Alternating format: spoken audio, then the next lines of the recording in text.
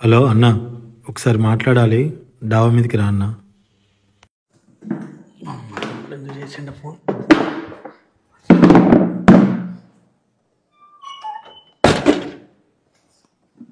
10 సంవత్సరాలు అయిపోయింది. ఒకే అపార్ట్మెంట్లో ఉంటున్నాం కానీ మా వాడు దేని గురించి చేశాడు ఫోన్. అన్నా రారా కూర్చో. 10 సంవత్సరాలు అయిపోయిందన్న నీతో మాట్లాడి. ఒకే అపార్ట్మెంట్లో ఉంటున్నా. పౌరుషాన్ని పోయి నేను మందలించలేదన్నా.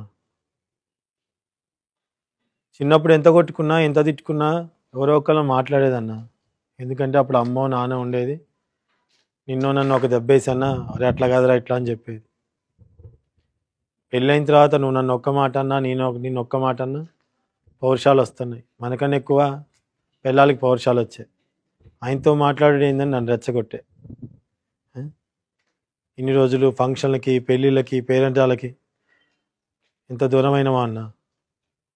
ఇలా నాకు అనిపించిందన్న, లైఫ్లో ఎప్పుడైనా సరే తోడబుట్టిన వాళ్ళు ఎంత ప్రాబ్లం వచ్చినా చిన్నప్పుడు ఎట్లా కలిసి ఉండేదో పెద్దగా కూడా అట్లా కలిసి ఉండాలని. నా బిడ్డ ఫంక్షన్ చేద్దాం అనుకున్నా కానీ మీరు లేకపోతే ఎట్లా చెప్పన్నా.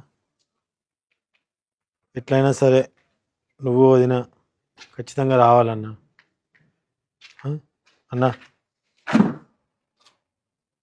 అన్నా అన్నా అన్నా అన్నా అన్నా అన్నా ఏమైందన్నా?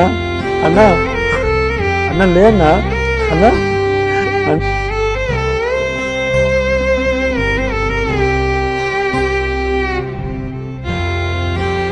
ఏం ఇబ్బంది వచ్చిందేమో. 10 సంవత్సరాలు మాట్లాడక నేను మాట్లాడినా బాగుండేదేమో. అమ్మ ఎంత కష్టం ఉందో వాడికి. వాడి కష్టం కూర్చొని మాట్లాడుకొని వాడి కష్టాన్ని మనం సాల్వ్ చేయాలి. మాట పట్టింపుల వల్లనో గొడవల వల్లనో దయచేసి బంధాలకి దూరం అవ్వకండి.